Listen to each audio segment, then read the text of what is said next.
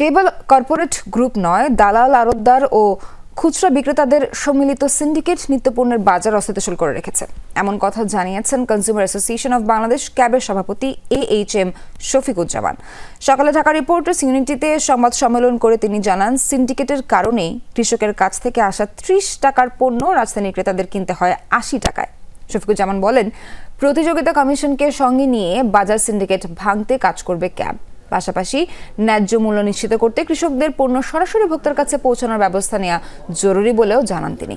সরকার বরাদ্দ দিলেও বেশিরভাগ কৃষি ঋণ কৃষকের কাছে পৌঁছায় না উল্লেখ করে ক্যাব সভাপতি বলেন, এর জন্য চড়া সুদে দাদন নিতে বাধ্য করা হচ্ছে।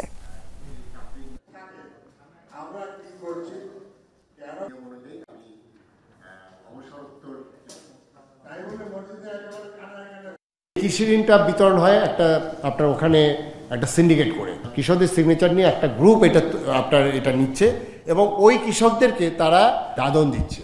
তার কৃষকদের 1 কেজি আলু উৎপাদনে যদি 16 টাকা খরচ হয়, সেখানে সে হাই রেটে আপনার নিচ্ছে, যেটা 4% ইন্টারেস্টে নেওয়ার কথা, এবং ওই আলুটা তার কাছে বিক্রি করতে হবে। ফার্টিলাইজার পুরোপুরি একটা নিয়ন্ত্রিত